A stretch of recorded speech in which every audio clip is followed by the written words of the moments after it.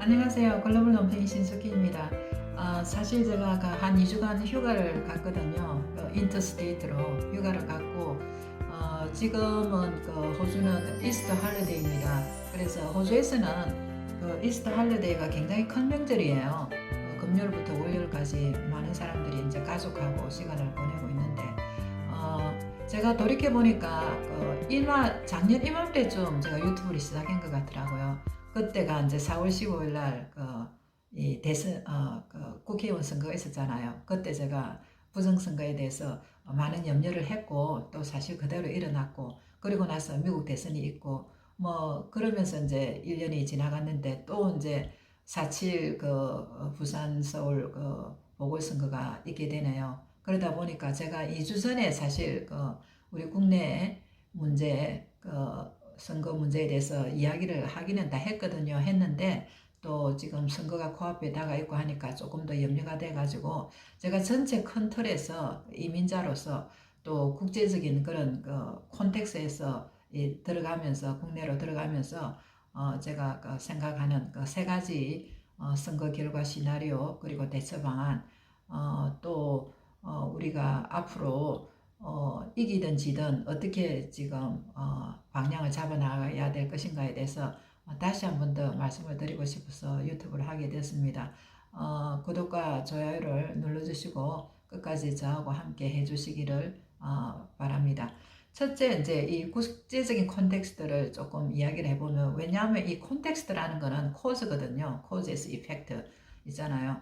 그래서 이 전체 우리나라에서 영향을 미치는 하나의 원인이기 때문에 이것을 흐름을 파악하는 것이 굉장히 중요해요. 특히 이 선거가 어떤 국제적인 흐름 속에서 이게 일어나는가를 알면 사실 이게 방향이 어떻게 흘러갈 것인가를 대충 이제 예측을 할 수 있는 거거든요. 그래서 잘 알다시피 지금 미국에서 일어나는 여러 가지 이제 사건들 다 알고 있겠지만은 이제 트럼프가 이제 뒤로 물러나고 바이든 행정부가 시작되었잖아요. 그렇지만은 사실은 행정명령에 의해서 트럼프는 뒤로 물러나고 군부가 행정명령에 따라서 해외 개입, 선거 부정에 대한 해외 개입을 지금 조사를 하고 있는 겁니다. 여러 가지 증거가 많이 나와 있기 때문에 하는데 이 해외 개입을 한 사람들을 우리가 말하자면 딥스라 하거든요. 딥스도 한 세 종류의 사람이 있는데, 그래서 이 국제적으로 이 딥스의 뭐 척결을 하고 있다고 생각하면 되겠습니다. 우리가 이제 물 수면 위에 오리가 보면 유유작작하게 돌아다니도 밑에서는 발로 여러 가지 열심히 헤엄치고 있잖아요. 그렇다고 생각하면 됩니다. 그 이제 한 가지 그러면 증거가 뭐냐?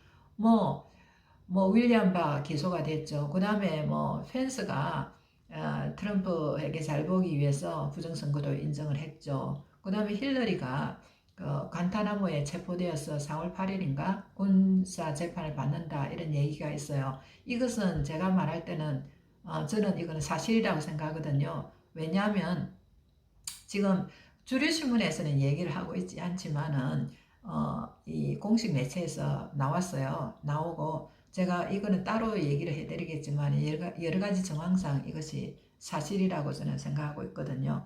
그리고 이번에 이제 최근에 스웨즈 운하에서 일어났던 큰 배가 스웨즈 운하를 블록했잖아요. 사실 그게 엄청나게 큰 사건인데요. 이게 다 지금 주류 신문에는 많이 안 났지만 우리나라 신문하고 여러 매체에서 다 얘기가 됐거든요. 이건 제가 다음에 말씀을 드릴게요. 여기 엄청나게 큰 이 암시가 들어가 있어요. 들어가 있는데 사실 이 소유가 힐러리하고 클린턴의 소유라고 보면 됩니다. 그리고 그 안에 우리가 상상할 수 없는, 사실 힐러리하고 클린턴 파운데이션은 제가 저번에 보여드렸잖아요. 유엔에서 이미 기소가 된 사람들이거든요.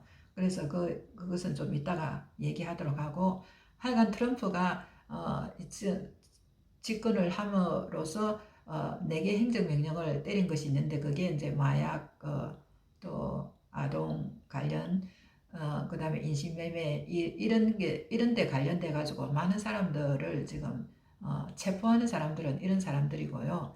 그 다음에 이제 재산이라든지 기관이 파산되는 것은 행정명령에 의해서 된다고 이렇게 보면 됩니다. 그래서 미국은 이상하게 지금 이중 국가가 돼 있어요. 그 바이든이라는 사람이 그 워싱턴 DC라는 조직이에요. 이게 조직 파산된 조직. 트럼프가 이걸 디졸브 시켰거든요. 파산된 조직의 어떤 조직장으로 지금 앉아 있고 트럼프는 뒤로 물러나가 있고 군부가 지금 앞서서 이런 척기를 하고 있는데 지금은 이제 바이든이 대통령이 되면서 여러 가지 이제 난민 문제라든지 이슈가 불거지고 있죠. 그러면서 또 페이스북이라든지 이런 빅테크 행포가 있었고 사실 이 빅테크의 캔슬 칼처는 아직도 지금 자행되고 있어요. 얼마 전에 제가 보니까 트럼프하고 매너리하고 그 인터뷰를 하는데 또 뭐 페이스북에서 다 잘라버렸잖아요. 그렇지만은 또 이런 빅텍에 대해서도 많은 고소가 들어가 있고 또 이제 빅텍이 그 뭐랄까요 그 CEO들이 다 이제 사임을 하고 있고 그리고 그 이 트럼프가 또 나름대로 자기 미디어를 지금 만들고 있는 중이죠. 있는 중인데 호주 스카이 뉴스 오스트레일리아라는 게 있거든요. 스카이 뉴스 오스트레일리아가 어저께 제가 보니까 이 지금 빅텍의 이런 캔슬 칼차를 완전히 뭐 독재, 전제, 파시스트 행위라고 엄청나게 크게 비난을 하더라고요. 그래서 이런 전체적인 흐름들이 유럽 국가에서 막 퍼지고 있고 유럽에서 이런 유럽에서 이런 그 빅텍에 대한 여러 가지 조처 이런 것이 일어나면 그것이 전부 세계에 번진다고 생각하면 됩니다. 그런 이제 이 빅텍에 대한 그 여러 가지 반발들이 일어나고 있고요. 그 다음에 이제 미국 주류 방송의 그 시청률이 대폭 하락을 해버렸죠. 대폭 하락을 해버리고 트럼프 비방도 많이 줄어들고 그것이 우리나라 조중동 포함 그리고 우리나라의 모든 메인스트림의 뉴스에 영향을 끼쳐서 지금은 뭐 이제 그런 말이 많이었고 제가 볼 때는 좀 눈치도 많이 보고 있는 그런 상태에 있는 것 같아요. 그래서 더통이 공화당을 완전히 장악을 했죠. 장악을 해가지고 더통 앞에 이제 줄을 서는 공화당원들이 많이 있고 트럼프 복귀 가능성이 많이 커지고 있어요.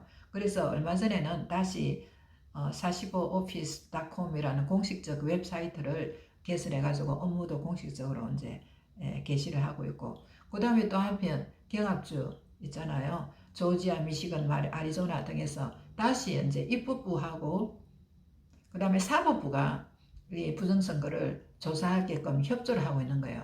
이게 정말 그 의미 있는 변화라고 볼 수 있는데 어떻게 해서 이 사람들이 지금 이렇게 협조를 할까요?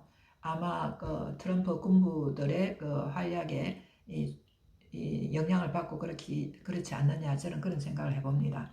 그래서 이 부정선거 트럼프가 그 18일 날 1월 18일이죠.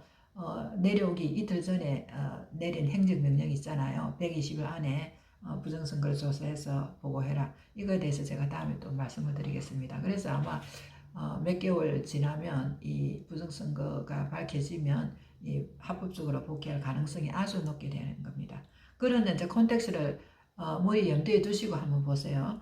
그 다음에 국내적인 콘텍스트를 보면 저는 더불어민주당하고 선관위는 국민을 우롱하고 기만하고 국민당은 국민을 무시한다고 이렇게 결론을 내리고 싶어요. 왜 그런 결론을 내린가 하는 것에 대해서 조금씩 알아보면 더불어당은 국민 기만과 우롱을 하는데 이것은 뭐 말 안 해도 알죠. 선거를 고쳐가지고 지금 후보를 내지 말아야 될 사람 후보를 냈죠. 지금 이거 자체가 국민을 완전히 기만하고 우롱하는 거죠. 그리고 지금 이 4.7 보궐선거가 이 조작과 선동의 큰 틀에서 일어나고 있다고 생각하면 딱 맞습니다. 왜 그러냐면 지금까지 세 번의 선거 쿠데타가 있었잖아요. 5구, 6.12 사이로. 그 선거 쿠데타 부정선거가 지금 이번에는 안 이루어질 것 같아요. 이루어진다고 가정을 해야 되는 겁니다. 이번에 일어나는 것은 아마 흔적도 없이 증거도 없이 일어난다고 생각하면 됩니다. 그리고 이제 보통 그 야당에서 박원순, 오거동 성추행당을 심판한다고 그러는데 깊이 생각해 보시기 바랍니다. 박원순 전 서울시장이 죽은 것이 성추행 때문에 죽었을까요? 저는 그렇다고 생각 안 해요. 박원순 시장은 대표적인 친중 정치인이거든요. 이 사람이 중국에 있는 공산당하고 이 여러 가지 그 개발 정책, 부동산 개발 정책, 그 다음에 그로 인해서 오는 뭐 여러 가지 옵티머스, 엠번방, 라임 사태, 버닝썬, 이런 중국 차이나타운, 뭐 춘천에 이런 거 전부 다 이 친중 정책의 결과로 나오는 거거든요. 그리고 그4.15 부정선거 이후에 일어났던 큰 굵직굵직한 사건들 보세요. 이것들이 다 부정선거, 제가 얘기했잖아요. 부정선거에 눈 돌리기 위한 꼬리 자르기라고 생각하면 됩니다. 제가 이런 말을 해가지고 지금 제 유튜브가 폭파될 거예요. 저는 폭파된다고 보거든요. 결국은요. 지금 구독자가 작으니까. 그래도 상관없어요. 저는 어차피 제가 이 유튜브를 원래 하려고 한 거 아니고 이 외도로서 하고 있으니까요. 제가 하고 싶은 말은 그대로 지금 저는 하려고 생각합니다.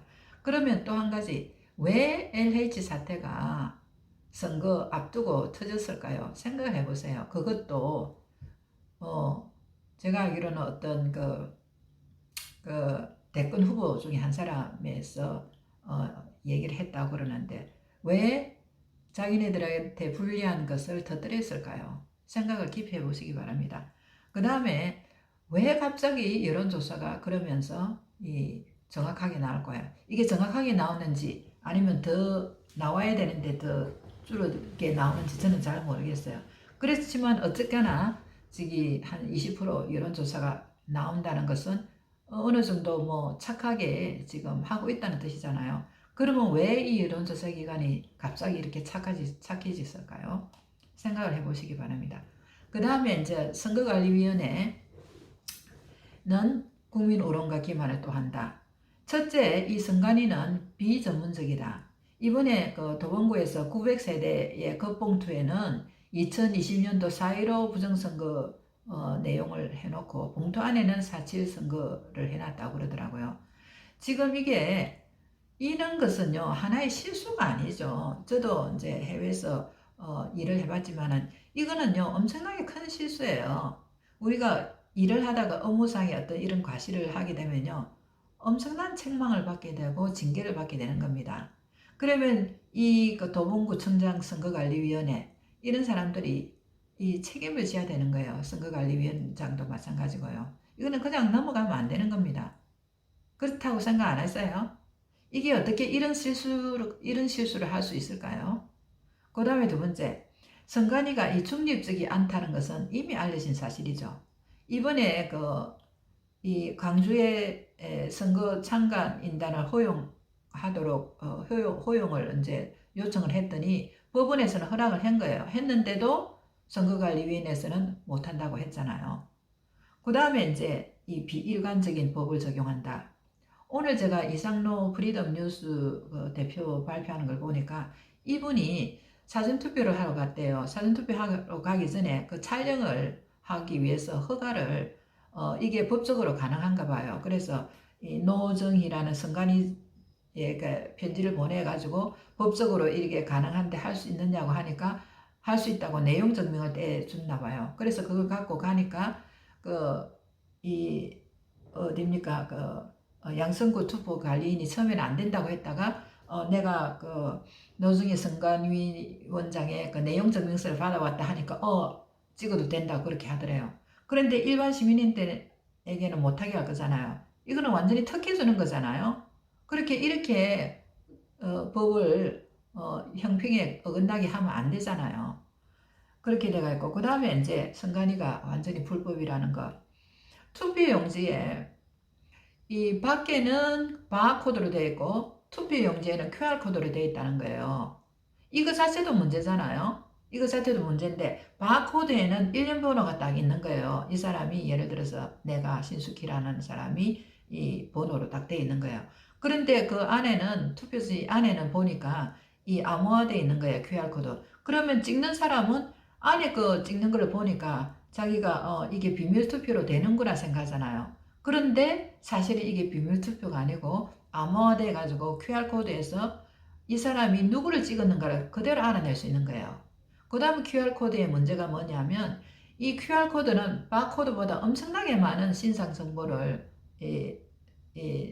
잡아 넣을 수 있다 그래요. 그래서 그 사람이 어떤 사람이고 어떤 성향이고 이런 빅데이터에 다 쓸 수 있을 뿐만 아니고 그 사람의 모든 신상을 다 갖고 있는 거예요. 그렇잖아요.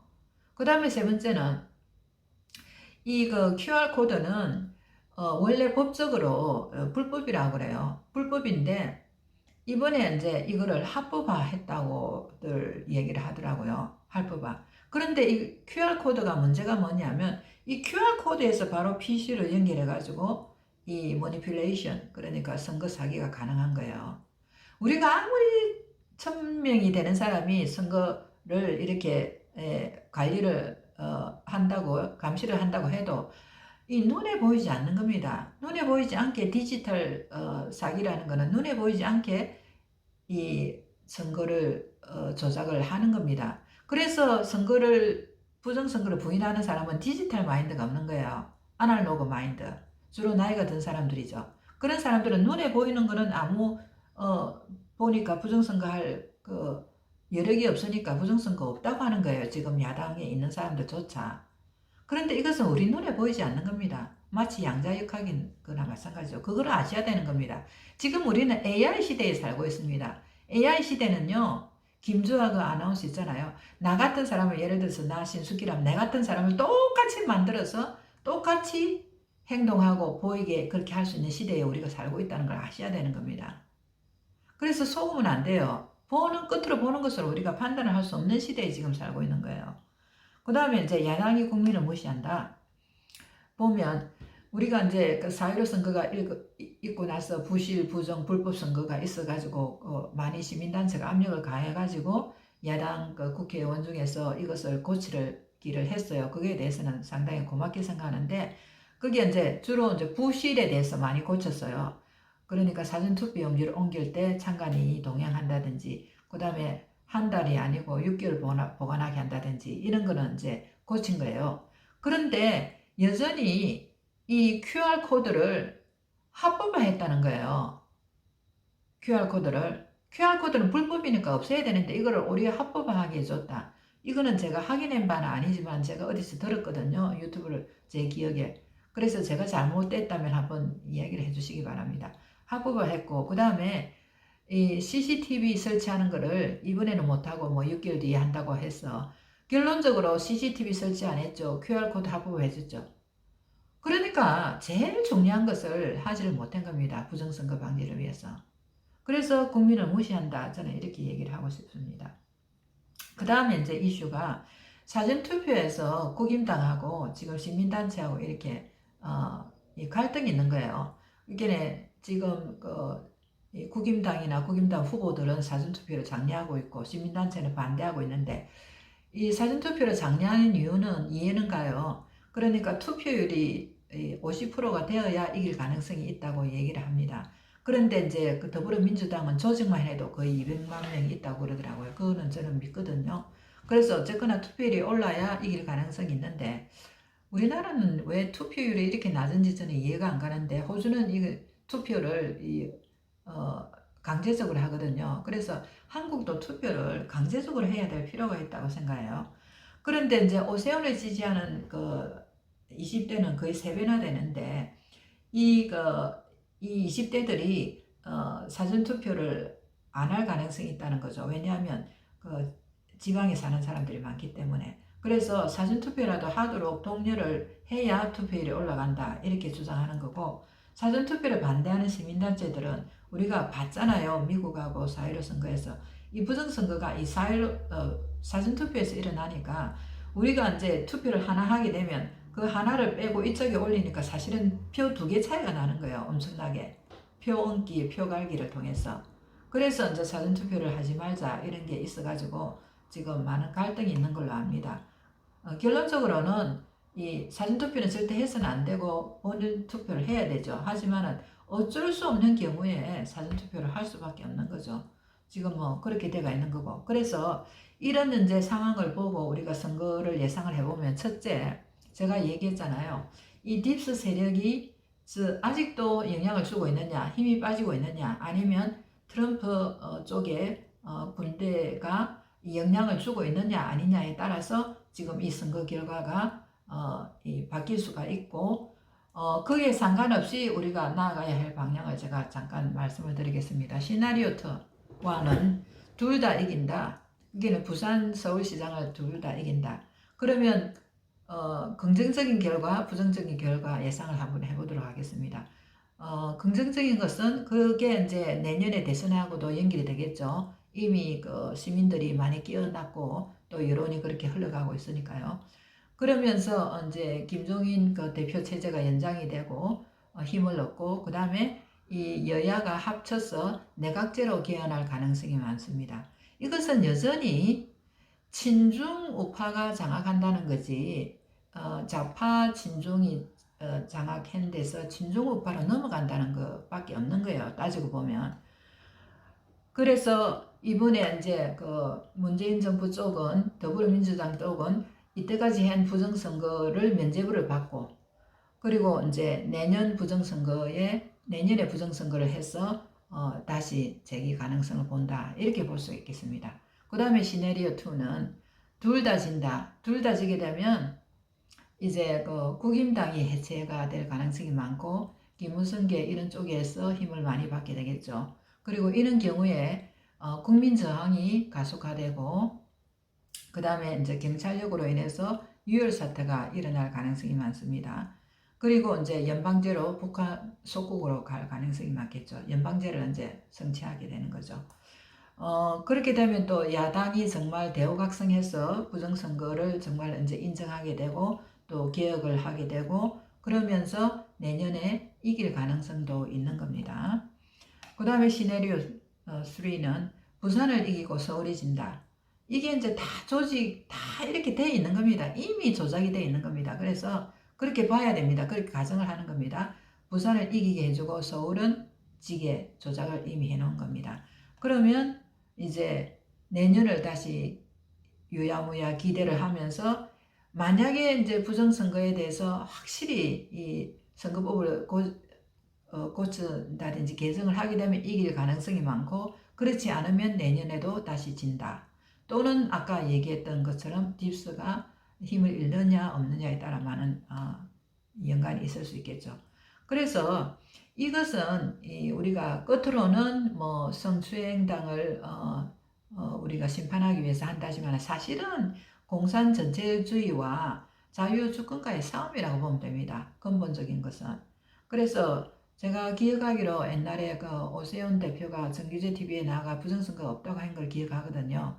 그래서 오세훈 대표하고 박영준 대표는 제가 기대한다면 오늘 내일이라도 기자회견을 열고 자기네들이 낙마한다면 이것은 여론에 의해서가 아니고 부정선거 때문에 하는 거니까 수용을 못한다고 처명을 해야 된다고 생각합니다. 그걸 왜 할 수 없는 건지 뭐 무슨 이유가 있을지는 모르겠지만 제 생각에는 그렇게 해야 된다고 생각하고 이 두 후보가 이기도록 우리가 이게 전쟁이라 생각하고 많이 투표를 참여해야 된다고 생각하고 최대한 본투표 많이 해야 된다고 생각합니다. 그러나 우리가 앞으로 알아야 될 것은 상황은 많이 좋아져 가지고 민심은 돌아섰지만은 이것을 담을 시스템 구축이 아직도 필요하다라는 이야기를 하고 싶은 게 이기든 지든 상관없이 우리가 이 부산 선거 서울 대표는 이 그냥 한 지역을 대표하는 것이 아니고 우리나라를 이끌고 가는 지도자거든요. 그런 의미에서 우리가 무슨 물질만 말할 게 아니고 예를 들어서 뭐 도로라든지 뭐 가덕도 공항 이런 걸만 얘기할 것이 아니고 우리가 정신, 문화, 교육 이런 가치를 말을 해야 된다고 생각합니다. 물론 중도를 위해서 이 말을 하고 싶은데 안 하고 있을 수도 있지만은 혹시 하지 않고 있다면 제가 앞으로 지금 제가 얘기하는 것을 염두에 두기를 바랍니다. 첫째, 야당 지도자가 확실한 반중 정책을 가져야 됩니다. 그리고 부정선거에 대한 확실한 경각심이 있고요. 이 연결되어 있는 거죠. 그 다음에 4.15 부정선거가 이기든 지든 규명을 해야 되고 현장 수개표만이 답이라는 이런 생각을 갖고 그쪽으로 입법화해야 됩니다. 그 다음에 이 부정선거의 뿌리는 탄핵이거든요. 그래서 탄핵에 대한 통렬한 반성과 박통에 대한 석방을 얘기를 해야 될 거고 그 다음에 친미 정책을 하는데 친미 중에서도 바이든 정부가 아니고 친트럼프 정책으로 전환을 해야 된다고 생각합니다. 그리고 대중국 견제 정책을 하는데 지금 보세요. 삼성이 미국에 지금 넘어가게 생겼어요. 이거는 엄청나게 큰 문제거든요. 그리고 보세요. 얼마 전에 보니까 중국 춘천에 차이나타운 설립하는 거 이런 거 결사적으로 반대해야 되는 겁니다. 그리고 공자학원 우리나라 제일 많잖아요. 철폐해야 되고요. 그 다음에 중국인 뭐 3년 거주하면 영주권 주는 거 이런 나라 없거든요. 이거 철폐해야 돼요. 그 다음에 중국 공산당원이면 우리나라에 입국 거부해야 되고 우리나라 대학교에 입학시킨 거 금지해야 되는 겁니다. 그 다음에 이제 코로나 바이러스에 대한 책임을 물어서 중국 그 공안당이 우리나라의 그 부동산을 소유하고 있다면 그거 다 몰수해야 되는 거예요. 그리고 부산 정말 중요한 거예요. 부산이 이 바로 중국이 그 진출하는 기지가 되거든요. 그렇게 지금 하려고 하고 있을 거예요. 그래서 특히 마약 거래를 차단하도록 부산시장은 이게 대해서 신경을 많이 써야 돼요.